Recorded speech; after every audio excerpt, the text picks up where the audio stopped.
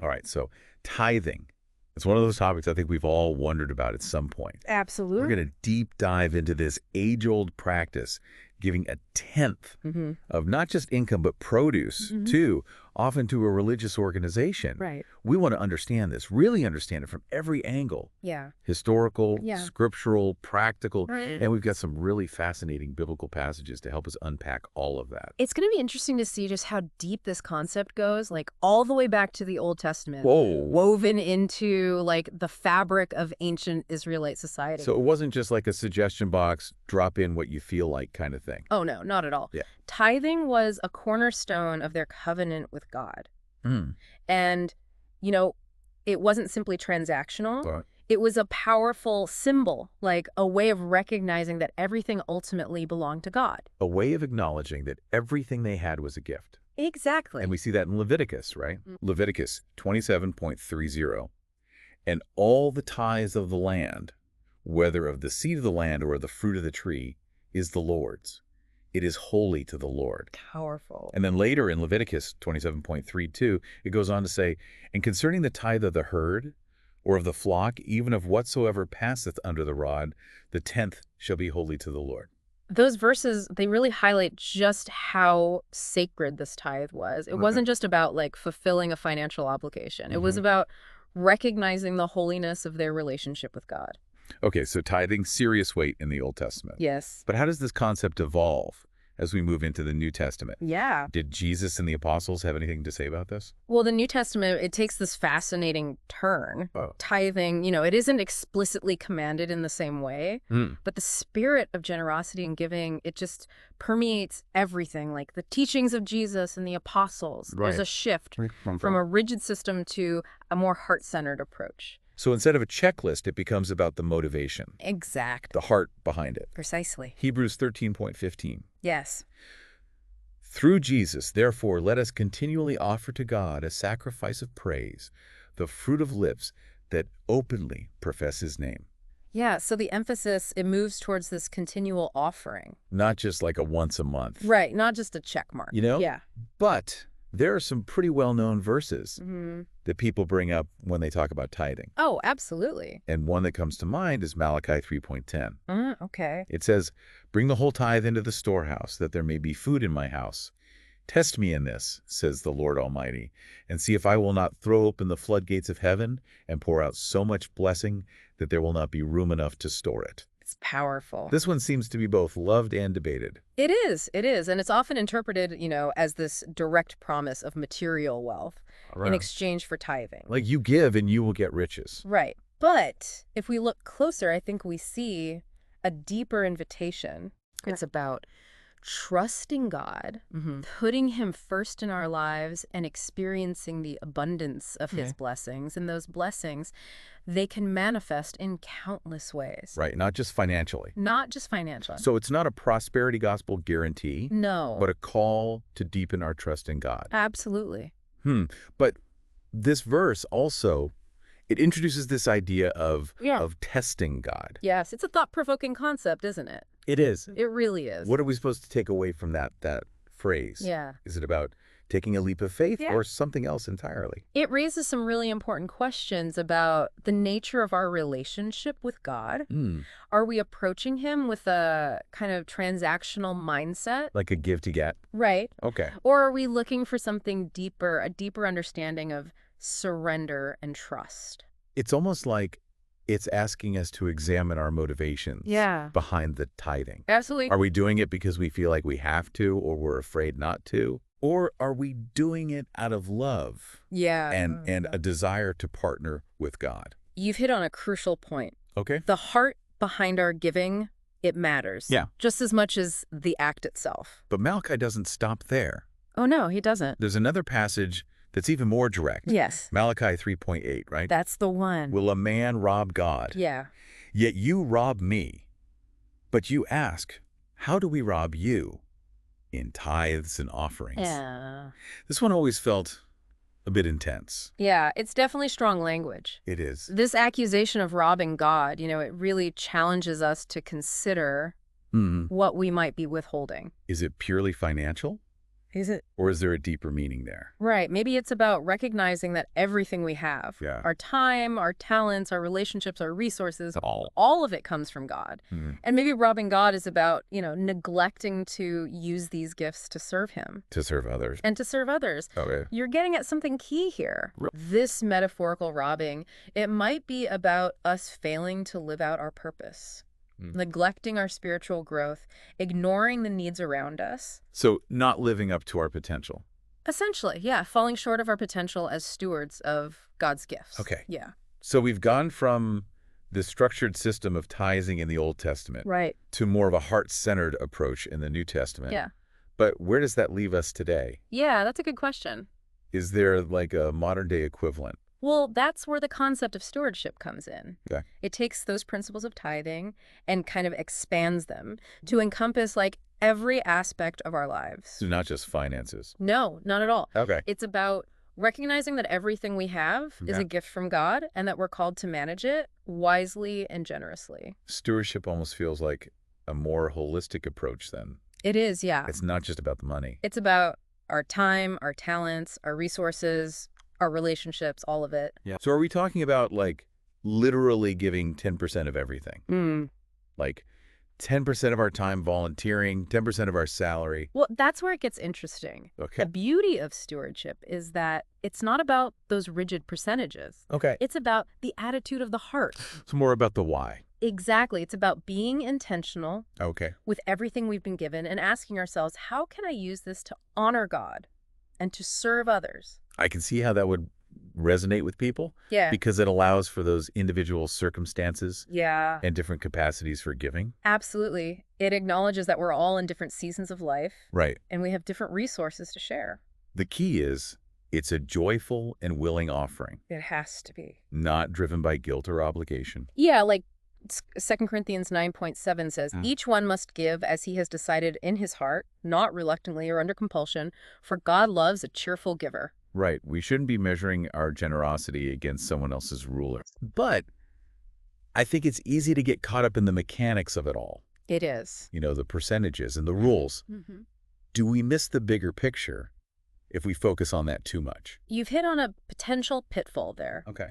If we become so fixated on those numbers, Yeah. we can lose sight of the heart of stewardship, which is is about cultivating a spirit of gratitude, Mhm. generosity, and trust. Like in the New Testament when Jesus criticizes the Pharisees Yes. for, meticulously tithing even their herbs, Right. but neglecting justice and mercy. Yeah. It's a powerful reminder It is. that true generosity goes beyond just following the letter of the law. So it's about embodying the spirit of the law, Yes. which is rooted in love and compassion. Absolutely. Our giving should flow from that place, not from, a desire for personal gain or fear of punishment. That's right. So how do we strike that balance? Yeah, it's a good question. How do we cultivate that heart of genuine generosity without getting bogged down by legalities? Yeah. It's a journey, Okay. and it starts with aligning our hearts with God's heart. Okay. It's about recognizing that everything we have ultimately belongs to Him, and we're simply managing it for His purposes. That's the essence of stewardship. It really is. But there are so many different interpretations of all of this. Oh, absolutely. Tithing and stewardship. Yeah. How do we navigate those differing perspectives? It's true. There's like a wide spectrum of viewpoints out there, Yep. even within Christianity. Okay. Some denominations, they hold firmly to the belief that, tithing 10% is a biblical mandate Okay. for all Christians. Really? Others see it as a more, voluntary act of generosity, Okay. like a guideline rather than a rule. Got it. And then there are all these different opinions on where those tithes should be directed. So some believe it should go exclusively to the local church, Right. while others feel it could be given to other charitable organizations. Exactly. So how do we know? There's no easy answer or a one-size-fits-all approach. Right. Ultimately, I think it comes down to seeking God's guidance, Okay. studying the scriptures, Mhm. and listening to the wisdom of others Yep. as we kind of develop our own understanding. So discernment, prayerful consideration, Yeah, a willingness to listen to different perspectives. absolutely. And that's the beauty of it. Okay. We're not trying to impose a rigid set of rules. Right. We're trying to encourage thoughtful engagement Yeah. and personal reflection. I appreciate that approach. Yeah. It's about empowering the listener to draw their own conclusions and to apply these principles in a way that aligns with their own personal faith journey. That's right. But I'm curious, as we're talking about stewardship, Yeah. managing everything we've been given, how much emphasis is placed on our time and talents compared to our finances? Okay.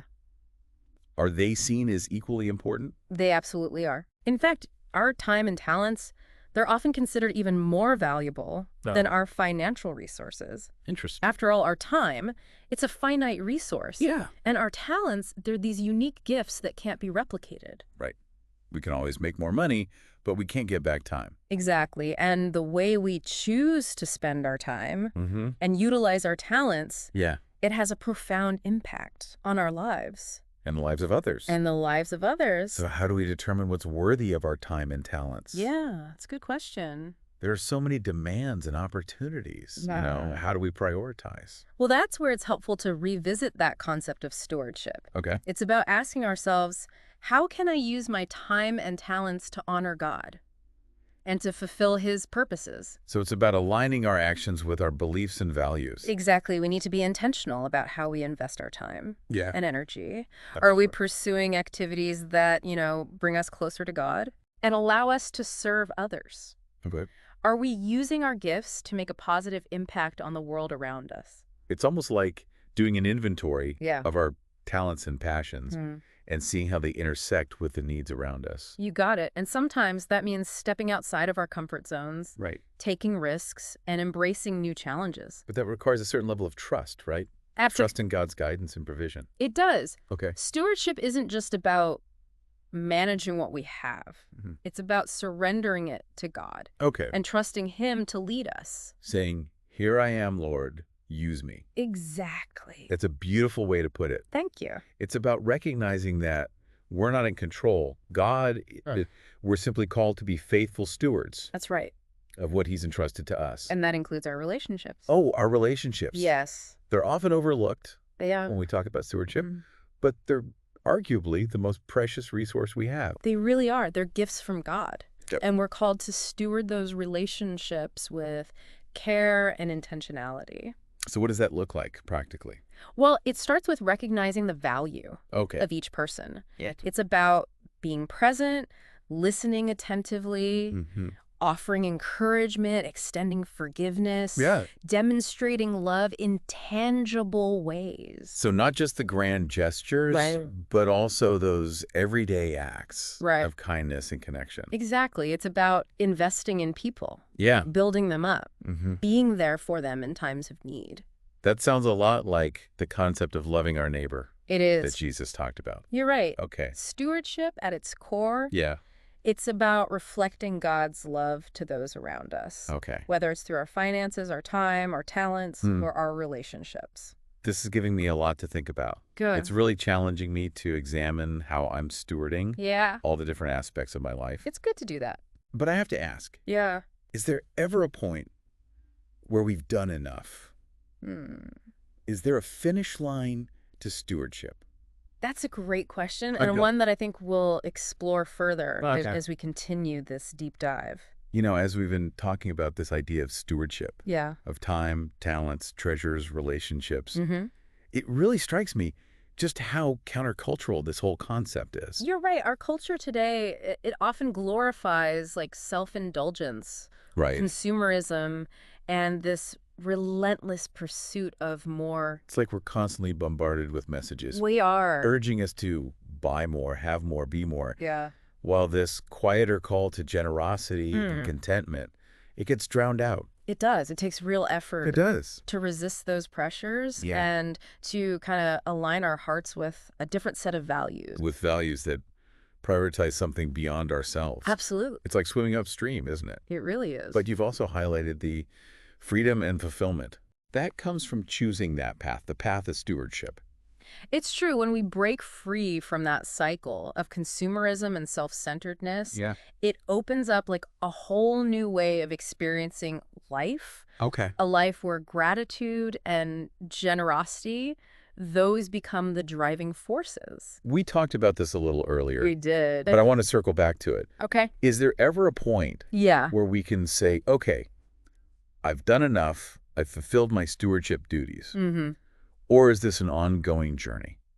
That's a great question, and I think it gets to the core of what stewardship really is. Okay. It's not about checking those boxes or reaching some finish line. Okay. It's about this ongoing transformation of the heart. Okay. It's about becoming more and more like Christ, who was like the ultimate example of generosity, selflessness, and love. So not about achieving perfection, No. but about continually striving Yes. to align our lives with God's heart. Precisely. It's a process of growth and discovery, of learning to manage Yeah. all that we've been given Right. with wisdom and grace. And that journey, it's going to look different for everyone. So stewardship isn't just like a set of rules. Right. It's a way of life. It is. It's about viewing every aspect of our lives through this lens of gratitude Yes. and responsibility. Beautifully said. And when we start to live that way, it impacts not just our own lives, No. but the lives of those around us too. It does. Our generosity inspires generosity in others.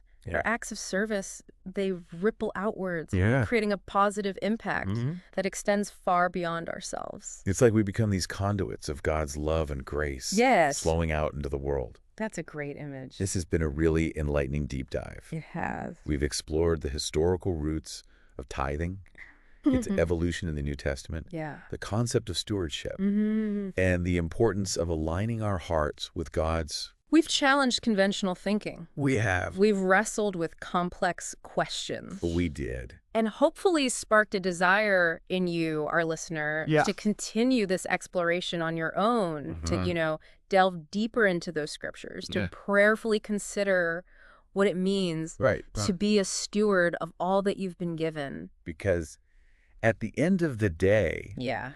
this deep dive isn't about acquiring information. Right. It's about allowing that information to transform us, Yes. to challenge us, to inspire us, to live more intentional lives, Absolutely. more generous lives, more purpose-filled lives. Couldn't have said it better myself.